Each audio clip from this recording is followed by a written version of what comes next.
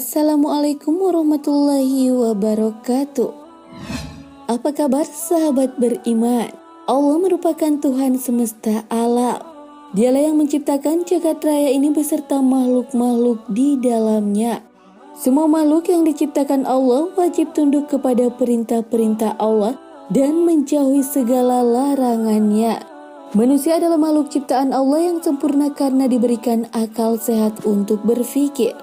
Namun akal atau pengetahuan yang diberikan oleh Allah kepada manusia sangatlah sedikit, sehingga kita tidak perlu memikirkan hal-hal yang sangat jauh dari kemampuan akal kita, seperti menanyakan hal-hal yang sangat mustahil untuk diketahui oleh kemampuan akal. Misalnya menanyakan siapa yang menciptakan Allah, bagaimana rupa atau wujud Allah, dan lain sebagainya. Karena hal itu sangatlah mustahil untuk dicapai oleh akal manusia. Namun sebelum lanjut, mari bersama tebar syiar Islam dengan klik tombol subscribe, like, and share untuk berbagi informasi bermanfaat. Amin ya robbal alamin.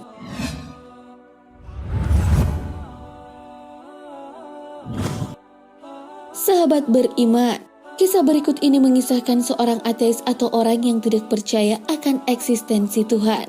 Pada suatu hari ada seorang ateis yang memasuki sebuah masjid. Kemudian dia mengajukan 3 buah pertanyaan, tapi dengan syarat harus dijawab menggunakan akal. Artinya pertanyaan yang dia ajukan tidak boleh dijawab dengan dalil. Karena orang ateis memang selalu mengukur segala sesuatunya menggunakan akal atau bukti-bukti ilmiah, dan mereka beranggapan bahwa dalil-dalil hanya percaya oleh pengikutnya saja. Sedangkan dia orang yang tidak percaya dengan Tuhan.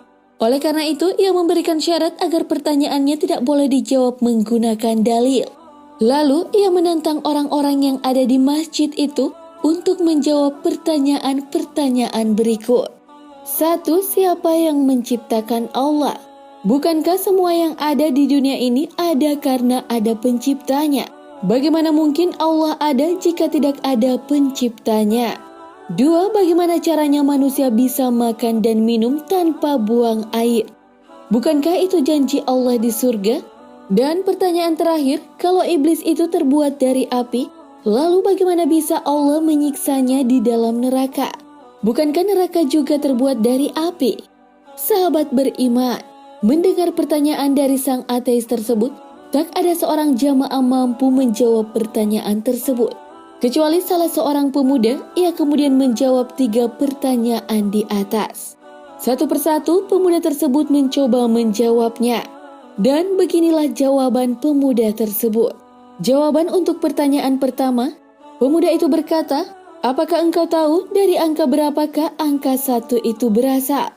Sebagaimana angka 2 adalah hasil dari 1 tambah 1, atau 4 yang berasal dari 2 tambah 2. Ateis tersebut hanya bisa terdiam tanpa memberikan jawaban. Lalu pemuda itu melanjutkan, "Jika kamu tahu bahwa 1 itu adalah bilangan tunggal, dia bisa menciptakan angka lain. Tapi dia tidak tercipta dari angka apapun. Lalu apa yang membuatmu sulit untuk memahami bahwa Allah itu zat maha tunggal, yang maha mencipta tapi tak bisa diciptakan?" Lalu lanjut jawaban kedua. Pemuda tersebut mengatakan, "Saya ingin bertanya kepadamu, apakah kita ketika di dalam perut ibu kita semua makan? Apakah kita juga minum? Kalau memang kita makan dan minum, lalu bagaimana kita buang air ketika dalam perut ibu kita dahulu? Jika engkau dulu percaya bahwa kita dulu makan dan minum di perut ibu, dan kita tidak buang air di dalamnya, lalu apa yang membuatmu sulit untuk percaya bahwa di surga kelak kita akan makan dan minum juga tanpa buang air?" Lalu lanjut ke pertanyaan ketiga. Ketika menjawab pertanyaan ketiga, pemuda tersebut tiba-tiba menampar ateis tersebut dengan sangat keras. Ateis tersebut pun merasa kesakitan dan marah-marah kepada pemuda tersebut. Lalu pemuda tersebut berkata, "Tanganku ini terlapisi kulit, tanganku ini dari tanah, dan pipimu juga terbuat dari kulit dari tanah juga. Lalu jika keduanya dari kulit dan tanah, bagaimana bisa engkau merasa kesakitan ketika saya menamparmu? Bukankah keduanya juga tercipta dari bahan yang sama, sebagaimana iblis atau setan dari api di neraka?" Ateis tersebut hanya bisa terdiam dan tertunduk tanpa bisa membantah apapun. Sahabat beriman, dari kisah ini mengajarkan kepada kita bahwasanya tidak semua pertanyaan yang terkesan mencela dan merendahkan Islam harus dihadapi dengan kekerasan. Justru kita harus menghadapi hal-hal seperti itu dengan ilmu. Seperti pemuda tadi yang dengan cerdas mampu menjawab pertanyaan-pertanyaan yang mungkin bagi kita pertanyaan tersebut sangatlah sulit untuk dijawab. Itulah salah satu contoh pemuda Islam yang memiliki budi pekerti yang tinggi dan memiliki ilmu pengetahuan yang luas. Lalu siapakah pemuda yang menjawab pertanyaan tadi? Ada yang mengatakan bahwa beliau adalah Imam Abu Hanifah rahimahullah ketika beliau masih muda. Demikianlah, semoga kisah ini dapat bermanfaat untuk kita semua. Amin ya robbal alamin.